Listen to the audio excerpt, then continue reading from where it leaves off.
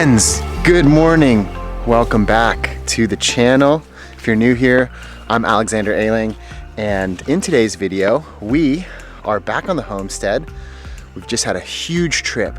So if you're not following me on Instagram, then you're probably wondering where we've been, what we've been up to. And in this video, I'll be sharing all of the updates about our big trip back to North America, visiting the United States and Canada, as well as the status of all of the projects here on the homestead. Also, I'd like to say thank you to Jace Case for sponsoring this video, but more about them later. Let's get into it.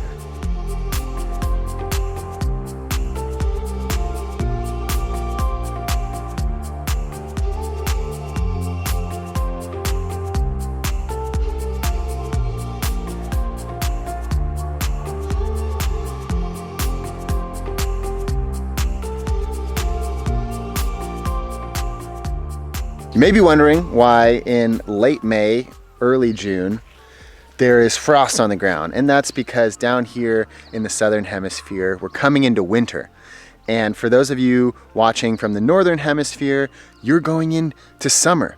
And it's a little bit bizarre, but it is one of the quirky and beautiful things about living at the bottom of the world. And as you can see, it's a beautiful day, but it's quite cold. The last few days we've had a bit of a cold front come through, and it's been very clear at night, which means the temperatures are quite low, especially in the morning. We've got a lot going on today. We're gonna be running some errands, and then I'll be trying to finish off as many of the projects as possible here on the homestead, because next week my parents are coming to visit. I'm so excited. They've been wanting to get down here for the last, year and a half. And due to the pandemic and the border closures and stuff, it just hasn't been easy. But now with New Zealand getting ready to reopen its borders to the rest of the world, they're finally able to come visit. And I'm really excited because a lot of you out there who've been viewing this channel are going to be able to come visit New Zealand very, very soon as well. So I have a big New Zealand travel tips video, which I'm working on, and that should be live in the next month or so before the borders open fully to the rest of the world. And so definitely something to stay tuned for, to keep an eye out. And yeah, let's get into the day. We got a lot to do. Let's go.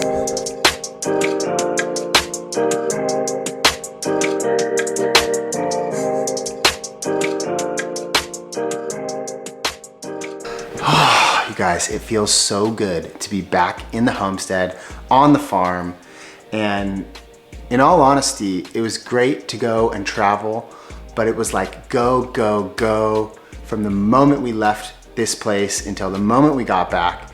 And in all honesty, it's been go, go, go since we've gotten back, because like I said, my family's coming to visit next week. We're trying to finish up all these projects. We're doing the finishing touches on the bathroom, trying to get the guest bedroom into order, and just doing our best to try to check off as many things on the to-do list as possible in the shortest amount of time.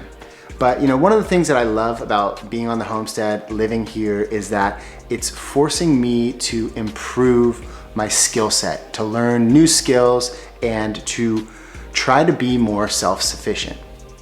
And in that vein, I figured it's the perfect time to talk about the sponsor for today's video, Jace Case. Let's be real. The world is a weird and wild place right now. With supply chain issues confounding medical supplies and the unimaginable happening seemingly every other day, it's just a good idea to have your own supply of antibiotics in the household. That's why Jace Case is so crucial. It's 100% legal and founded by a board-certified physician. Jace Case comes with 5 different antibiotics covering a wide array of illnesses. It also includes the case itself and an antibiotic guide booklet. Each customer goes through a consultation, and the antibiotics are prescribed directly to them by board-certified physicians. It's not a matter of if you're going to need antibiotics, it's a matter of when. So it's always a good idea to have your own supply on hand in your household, and Jace Case makes that easy and simple.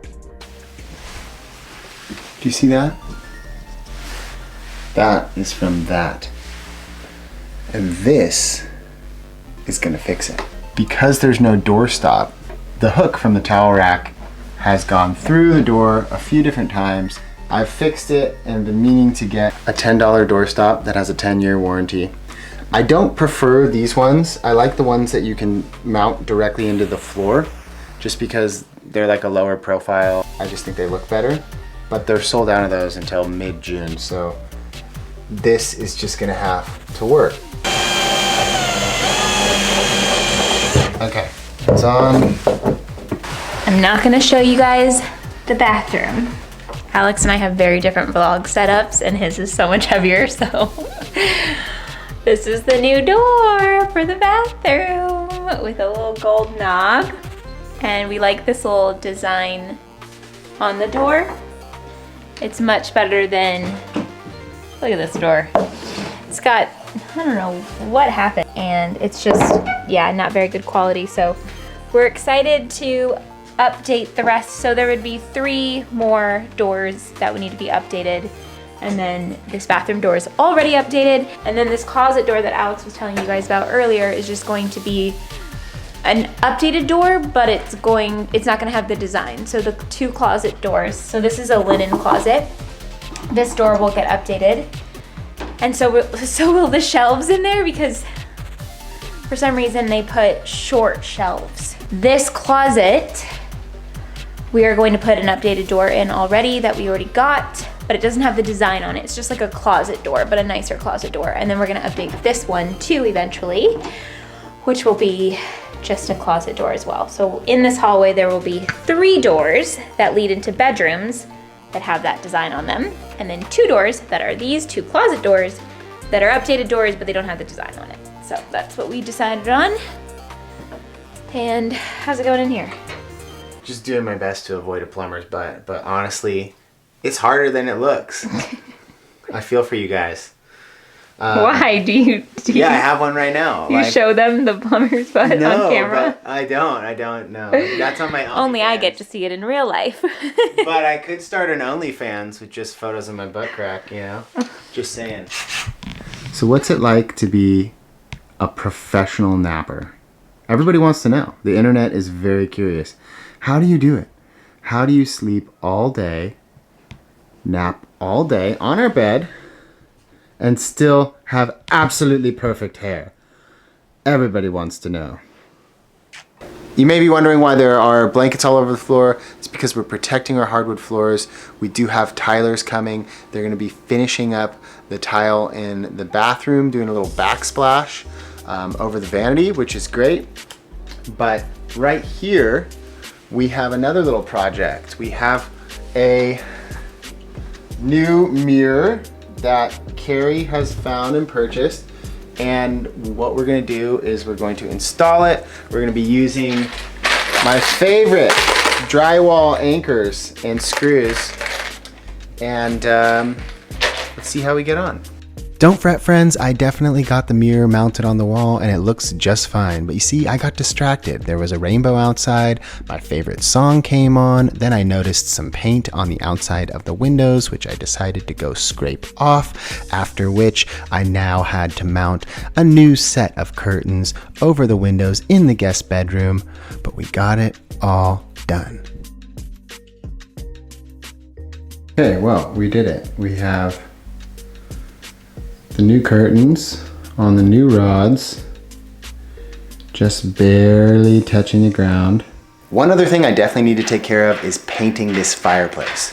2 things I've learned so far in this journey. Number 1, choose clothes that you want to get rid of and use those as your paint clothes, because if you don't, you're going to destroy a lot of good clothing. So these are my paint clothes now because I've painted in them and they're stained. Find yourself a good brush, especially when you're doing detail work like this. You want to have a cutting in brush. This will help you get into those little corners. And then most importantly, preparing your space. I'm going to be putting down some protective stuff here so that none of the paint gets where it's not supposed to be. The skirting board around the hearth is all chipped up, and that was because I used tape. It was a multi-purpose masking tape, and when I took it off, it pulled the paint off. So I'm gonna have to redo all of this trim. I'm also gonna add some paint up here.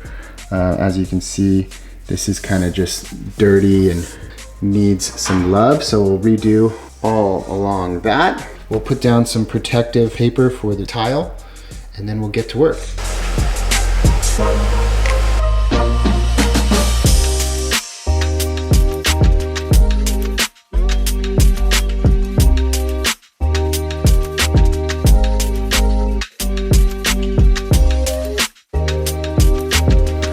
All right, well, things have just gotten interesting. We have a handyman, Bill, who is in the bathroom finishing off the coving installation, just like the last little touches to get the bathroom done. But at the same time, in the mudroom, in the laundry room, we have a plumber because we are getting a new high pressure hot water heater.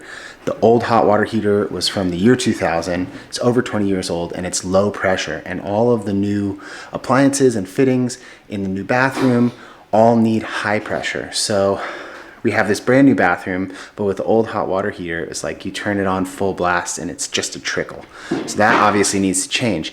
The catch is that in order to change that, we have to remove a section of the wall from the mudroom, take out the old hot water heater and put in a new one. And it's not gonna be easy. Let's go take a look.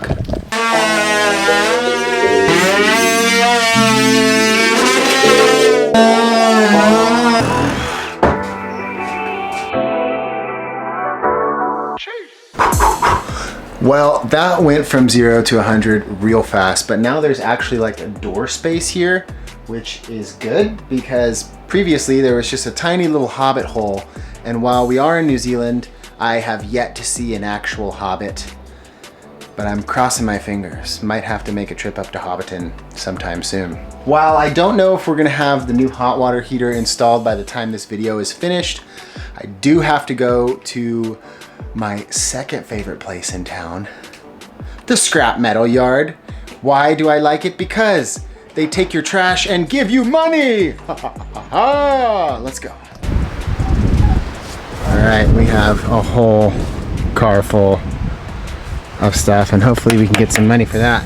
I just went to the scrap metal yard and sold all of that scrap metal for $100. Very good, very nice. And that's just gonna go right back to the plumbers for installing the new hot water heater. But it is nice to take a little bit of junk, turn it into cash and reinvest it back into the house. So before the plumbers come back tomorrow to install the new hot water heater, this has to be repaired. This was the old stand and I had to take about 150 mil off of it. So I just used my saw and cut it off, and then we're gonna take the legs and we're gonna reinstall them so that the new hot water heater will fit in that little cabinet better.